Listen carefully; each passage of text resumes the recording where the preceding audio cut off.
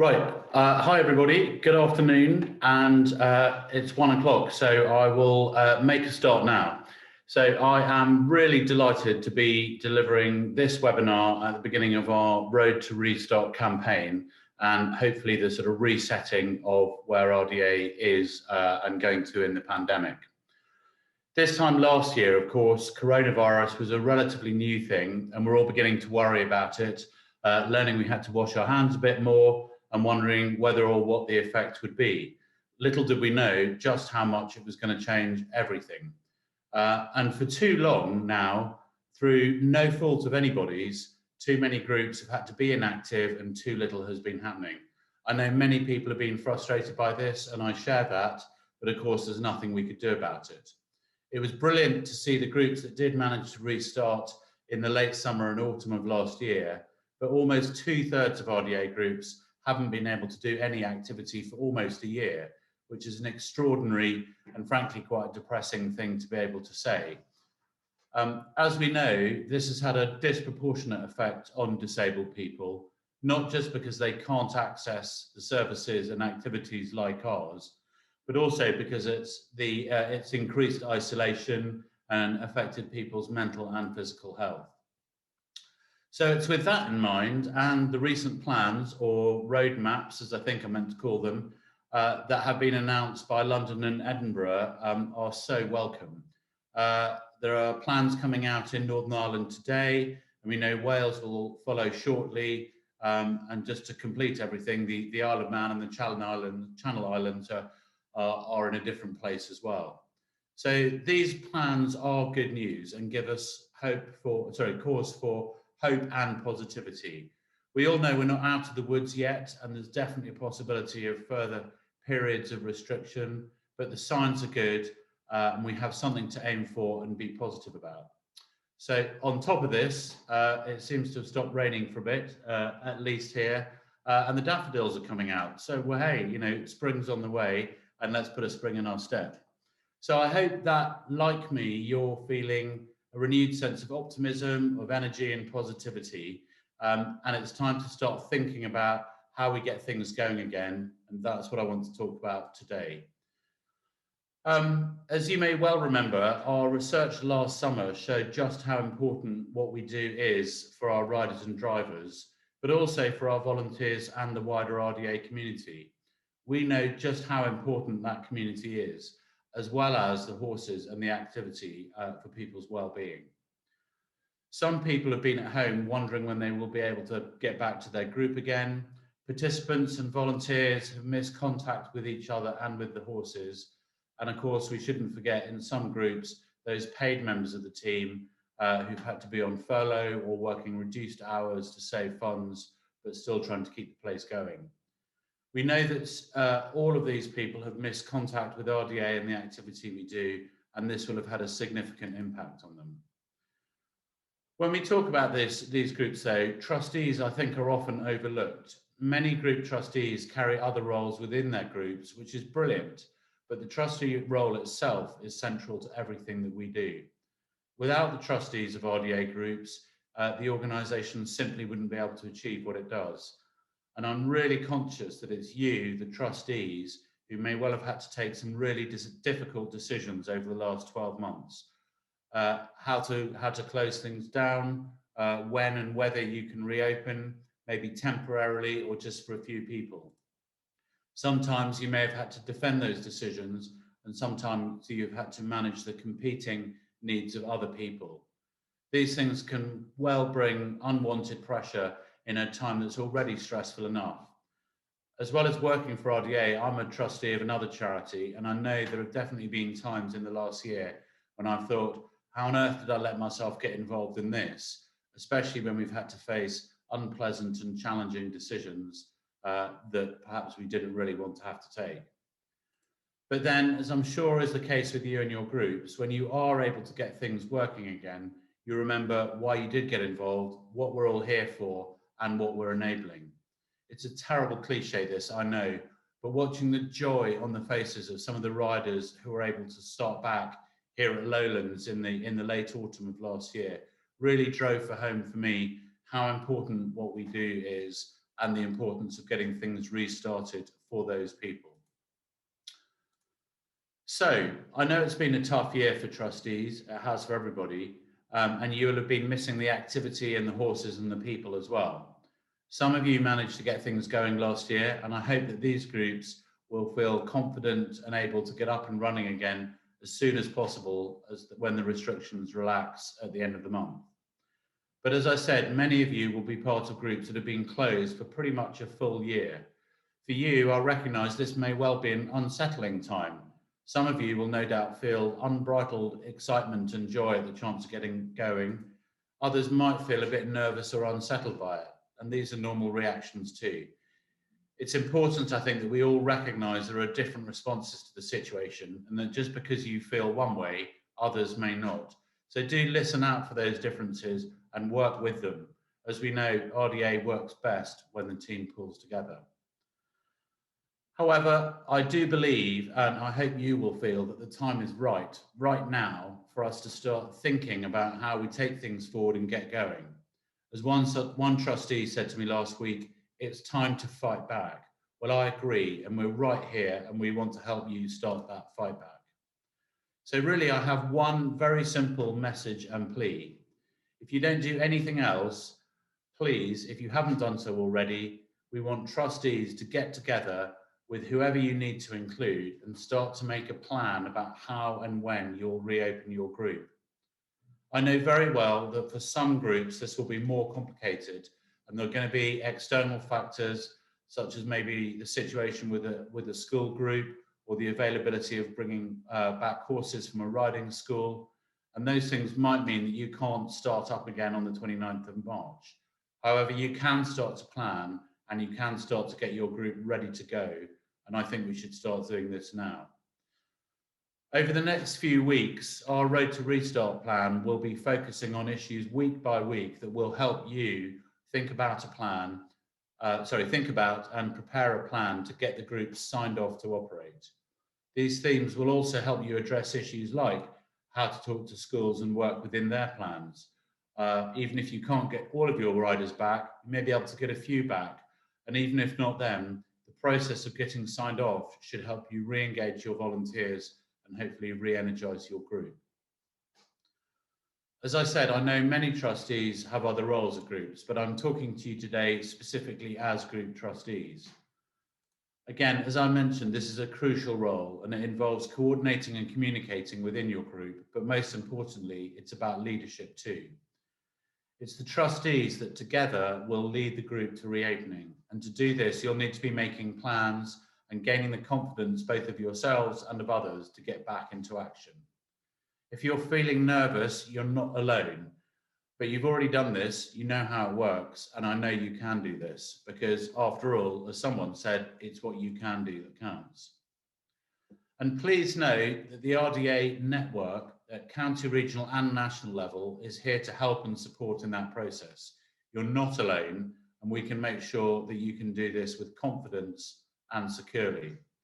So I want to just briefly touch on 5 areas that I think are really important and that I hope you'll think about.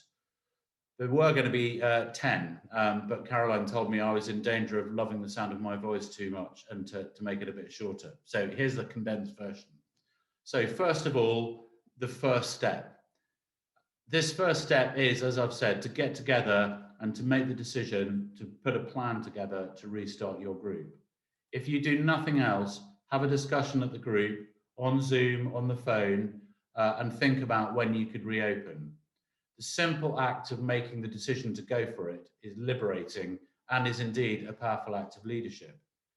It may be that you need to wait a few months before your group can get going, or you might be aiming to open on the 29th of March. Either way, discuss it, make a decision, and make a start. I used to work for a wonderful old guy a few years ago. He was a retired general of some note, and one of his many catchphrases was that you only need 75% of a plan to make a start. Well, I think you could probably argue with the percentage, but I've always remembered the intent. If you wait for everything to be ready and to be in place, it's probably going to be a long wait, and it's easy to spend that time overthinking things. So please don't overthink this. Don't worry if it feels like not everything's in place at the beginning. The purpose of the process is to help you get things into place. So secondly, please use the resources and the support that's available. Remember that we've done a huge amount of work to make this process easier for you as trustees. And I want to say a quick thank you here to everybody on our Getting Started working group. It's a group of volunteers and a couple of my colleagues here from the office, volunteers from all over the country, who've met regularly since last June and have pulled together fantastic support and advice and resources.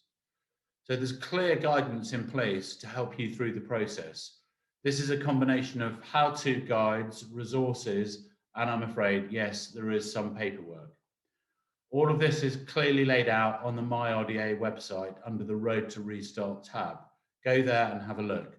I'm not going to go into all the details now, as this will be picked up by the themes in the next week or two, but the support is there, so take time to go and familiarise yourself with it.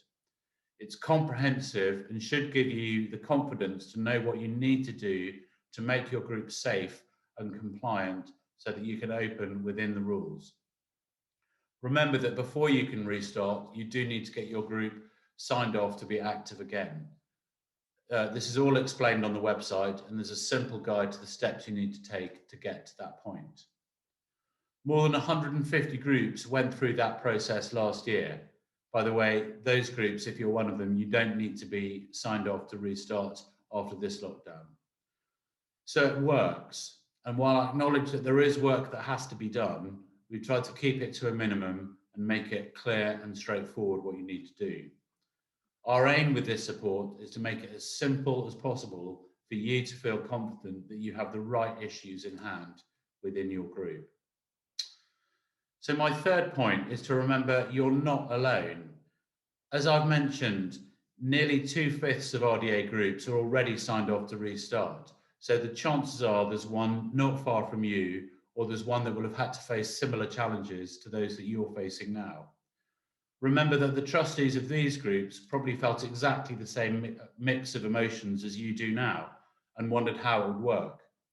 So if you want to talk to a group that has done this already, then go for it, talk to them. Most groups are happy to share their experiences with others if it can help you. If you want to link up with another group, you can do this through your regional or county network or by contacting Marissa here at the office. We'll try and match you with a group that's relevant to your situation, and you can ask practical questions about how they face challenges, simply learn from their experiences, or just talk through what you're trying to do. If you want to listen into this week's Thursday evening webinar, we have two trustees from opposite ends of the UK who are going to share their thoughts and experiences of the process too far. The details of that were in yesterday's email from Caroline, so look it up there and sign up if you're interested. I know through the whole of this crisis, I have really relied on being able to talk to other people in similar situations and share my experiences and my thoughts. I've got various different networks, so I've really enjoyed and valued being able to talk things through with a group of other charity chief execs and simply understand what they're doing and how I can do things here. I've also been talking to a local group about how to make my sourdough better, without much success, I should say. But share, talk to other people and don't be shy to ask. My fourth point is to remember that you are in control. As the trustees of the group, the ultimate decision about how and when to restart rests with you. So feel confident to set your own pace. If you want to, start small. And I think almost all the groups that have reopened have done this. No one expects you to be able to bring everybody back on day one, and it's probable that not everybody will be able to come back on day one. I've spoken to many groups who've already reopened about how they started with one or two riders, worked out how to do it, got everybody confident, and then brought more people back in. So feel free to start with just a few of your drivers or riders and use this experience to fine-tune what you're doing, make sure everybody's happy, knows what they're doing, and then expand. Remember that you're in control of this and you can define the pace you go at. Just because you can do something doesn't mean you have to do it all immediately. So do feel confident to say no if that's what you need to do and if that fits with your plan. My final fifth point is to remember really that this is what we're here for, and this is what we do. As I've said, our research showed clearly that people are suffering from not being able to access RDA. For 4 out of 5 of our participants, it's their main form of exercise, not to mention the connection with people, and we all know the value of the contact with animals. So not to lay it on too thick, but there is a moral imperative to get things up and running as soon as possible. And it's you, the trustees of groups, that have the power to answer this imperative. I'm confident that you'll be able to rise to the challenge along with everybody else in your groups, and look forward to seeing that happen. So there are reasons for us to start feeling a bit more cheerful and more confident about restarting. And I hope you'll go away from this and think about how and when you can do that, and discuss it with your fellow trustees and others at your group. As Princess Anne recently pointed out, RDA is a community that was originally made up of groups of people that in the 1950s and 60s came together, shared their experiences, worked out how to do it, and made the organisation what it is today. All of that knowledge and experience still exists, but it's been developed and codified in many ways. But the underlying theory is still the same. We're a group of people with a common purpose that know what we're doing and how to do it. And at the heart of the organisation are the volunteers and trustees who hold that knowledge and experience. And most importantly, we have the confidence and belief that what we do is a power for good and a really vital service. So I really want you to get together, but I want you to go out with renewed confidence to start thinking about how we can start delivering that vital service and get this amazing organisation up and running again. Thanks so much for listening. Good luck, and please let us know how it goes, and get your group going as quickly as you can. Thank you very much.